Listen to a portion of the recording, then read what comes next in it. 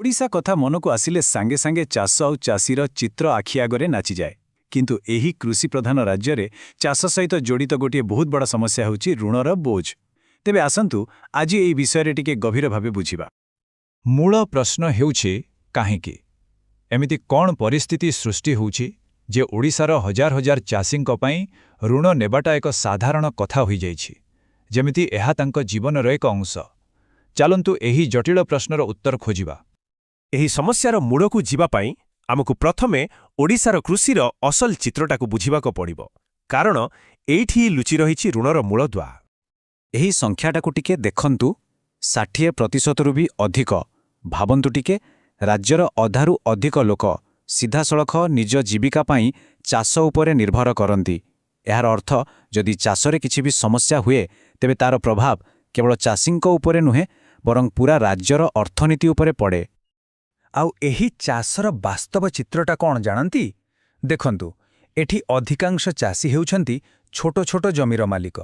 ସେମାନେ ପୂରାପୂରି ନିର୍ଭର କରନ୍ତି ମୌସୁମୀ ବର୍ଷା ଉପରେ, କାରଣ ଜଳସେଚନର ସୁବିଧା ଏବେ ବି ସବୁ ଜାଗାରେ ପହଞ୍ଚି ପାରିନି। ତା ଉପରେ ପୁଣି ବାତ୍ୟା, ମରୁଡ଼ିର ଡର ତ ସବୁବେଳେ ଲାଗି ରହିଛି। ଏସବୁ ମିଶିଗଲେ ଚାଷଟା ଗୋଟେ ବହୁତ ବଡ଼ ରିସ୍କର କାମ ହୋଇଯାଏ। ଆୟ କମ୍ କିନ୍ତୁ ବିପଦ ବେଶୀ। ଆଉ ଏଇଠୁ ହିଁ ଆରମ୍ଭ ହୁଏ ଋଣ କରିବାର ବାଧ୍ୟବାଧକତା। ଆଚ୍ଛା, ଏବେ ଆସନ୍ତୁ ଆଉ ଟିକେ ଭିତରକୁ ଯିବା। କେଉଁ କାରଣ ପାଇଁ ଚାଷୀମାନେ ଥରେ ନୁହେଁ ବାରମ୍ବାର ଏହି ଋଣ ଜାଲରେ ଫସିଯାଆନ୍ତି? ଦେଖନ୍ତୁ, ଏଇଟା ହେଉଛି ଗୋଟେ ବିଷମ ଚକ୍ର, ଯେଉଁଠୁ ବାହାରିବା ବହୁତ କଷ୍ଟ। ଏହା କେମିତି କାମ କରେ? ପ୍ରଥମେ ତ ଚାଷରୁ ଆୟ ବହୁତ କମ୍, ତାପରେ ହଠାତ୍ ଗୋଟେ ବାତ୍ୟା କି ମରୁଡ଼ି ଆସିଲା, ଆଉ ସବୁ ଫସଲ ନଷ୍ଟ। ଏବେ ଘର ଚଳିବା ପାଇଁ ଆଉ ପୁଣିଥରେ ଚାଷ ଆରମ୍ଭ କରିବା ପାଇଁ ତୁରନ୍ତ ଟଙ୍କା ଦରକାର। ସେତେବେଳେ ଋଣ ଛଡ଼ା ଆଉ କିଛି ରାସ୍ତା ଦେଖାଯାଏନି, ଆଉ ଏହି ଚକ୍ର ବର୍ଷ ପରେ ବର୍ଷ ଘୂରି ଚାଲେ। ଯେତେବେଳେ ଋଣ କରିବା ନିହାତି ଜରୁରୀ ହୋଇପଡ଼େ, ଚାଷୀଟିଏ ଗୋଟେ ବଡ଼ ଦ୍ୱନ୍ଦ୍ୱରେ ପଡ଼ିଯାଏ। ଋଣ ତ ନେବେ, କିନ୍ତୁ କେଉଁଠୁ? ଦେଖନ୍ତୁ, ଚାଷୀଙ୍କ ସାମ୍ନାରେ ଦୁଇଟା ପୁରା ଅଲଗା ରାସ୍ତା ଥାଏ। ଗୋଟେ ପଟେ ଅଛି ବ୍ୟାଙ୍କ କିମ୍ବା ସମବାୟ ସମିତି। ଏଠି ସୁଧ ହାର କମ୍, ସବୁକିଛି ନିୟମ ଭିତରେ। କିନ୍ତୁ ଅସୁବିଧା ହେଉଛି, ଏଥିପାଇଁ ଢେର ସାରା କାଗଜପତ୍ର ଦରକାର ଆଉ ସମୟ ବି ଲାଗେ। ଅନ୍ୟପଟେ ଅଛି ସାହୁକାର। ଏଠି କୌଣସି କାଗଜପତ୍ର ଦରକାର ନାହିଁ, ଟଙ୍କା ତୁରନ୍ତ ମିଳିଯାଏ। କିନ୍ତୁ ଏହାର ଦାମ ବହୁତ ବେଶୀ। ସୁଧହାର ଏତେ ଅଧିକ ଯେ ତାକୁ ସୁଝିବା ବହୁତ କଷ୍ଟ। ଏବେ ଭାବନ୍ତୁ, ଯାହାର ଫସଲ ନଷ୍ଟ ହୋଇଯାଇଛି ତା ପାଖରେ ଏତେ ସମୟ କାହିଁ? ତେଣୁ ସେ ବାଧ୍ୟ ହୋଇ ସେହି ମହଙ୍ଗା ରାସ୍ତାକୁ ଅପନାଇ ନିଏ। ଆଉ ଏହି କାହାଣୀ କେବଳ ଓଡ଼ିଶାର ନୁହେଁ, ପୂରା ଦେଶରେ ଦେଖିଲେ ଆଜି ବି 25%ରୁ ଅଧିକା ଗାଁର ପରିବାର ଏହିଭଳି ମହଙ୍ଗା ଋଣ ଉପରେ ନିର୍ଭର କରନ୍ତି। ଏହା କେତେ ବଡ଼ ବିପଦ ଟିକେ ଅନ୍ଦାଜ କରନ୍ତୁ। ଋଣର ଗୋଟେ ମୂଲ୍ୟ ତ ଟଙ୍କାରେ ଦେବାକୁ ପଡ଼େ, କିନ୍ତୁ ଆଉ ଗୋଟେ ମୂଲ୍ୟ ଅଛି ଯାହାକୁ ଟଙ୍କାରେ ମାପି ହୁଏନା। ଚାଲନ୍ତୁ ଏବେ ସେ ବିଷୟରେ କଥା ହେବା। ଏହି କଥାଟିକୁ ଦେଖନ୍ତୁ, ଏଥିରେ ସ୍ପଷ୍ଟ ଭାବେ କୁହାଯାଇଛି ଯେ ବାରମ୍ବାର ଋଣ କରିବା ଦ୍ୱାରା ଜଣେ ଆହୁରି ଦୁର୍ବଳ ହୋଇଯାଏ। ମାନେ ପୁରୁଣା ଋଣ ସୁଝିବାକୁ ନୂଆ ଋଣ, ଆଉ ସେଇ ନୂଆ ଋଣ ସୁଝିବାକୁ ଆହୁରି ନୂଆ ଋଣ। ଏମିତି ଏକ ଜାଲ ତିଆରି ହୋଇଯାଏ ଯେଉଁଥିରୁ ବାହାରିବା ପ୍ରାୟ ଅସମ୍ଭବ। ଆଉ ଏହି ଋଣର ବୋଝ କେବଳ ଆର୍ଥିକ ସ୍ତରରେ ରୁହେ ନା, ଏହା ପୂରା ପରିବାର ଉପରେ ଏକ ପ୍ରଚଣ୍ଡ ମାନସିକ ଚାପ ସୃଷ୍ଟି କରେ।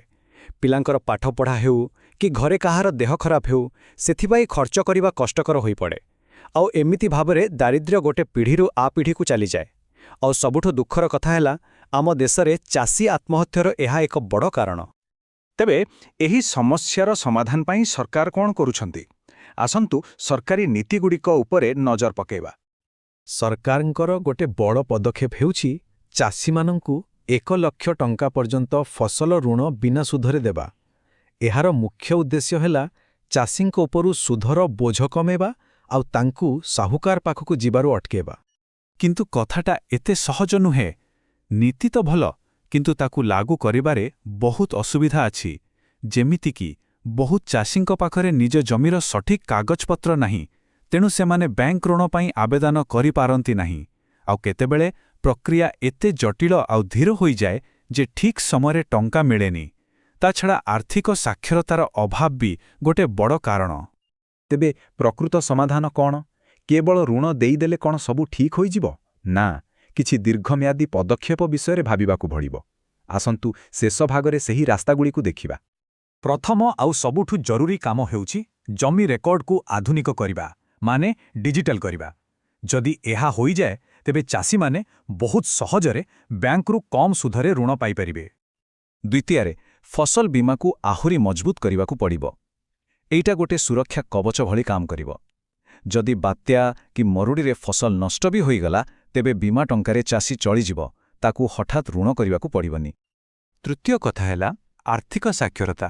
ଚାଷୀମାନଙ୍କୁ ବୁଝେବାକୁ ପଡ଼ିବ ଯେ କେଉଁ ଋଣ ଭଲ, ସୁଧହାର କେମିତି କାମ କରେ, ଆଉ ଋଣ କେମିତି ସୁଝିବାକୁ ହୁଏ। ଏହି ଜ୍ଞାନ ତାଙ୍କୁ ଭଲ ନିଷ୍ପତ୍ତି ନେବାରେ ସାହାଯ୍ୟ କରିବ। ଆଉ ଶେଷରେ କେବଳ ଚାଷ ଉପରେ ନିର୍ଭର ନ କରି ଆୟର ଅନ୍ୟ ରାସ୍ତା ଖୋଜିବାକୁ ହେବ, ଯେମିତିକି ପଶୁପାଳନ କିମ୍ବା ଚାଷ ସହ ଜଡ଼ିତ ଛୋଟ ଛୋଟ ଶିଳ୍ପ। ଏହାଦ୍ୱାରା ଯଦି ଗୋଟେ ଜାଗାରୁ ଆୟ ବନ୍ଦ ହେଲା, ତେବେ ଆଉ ଗୋଟେ ରାସ୍ତା ଖୋଲା ରହିବ।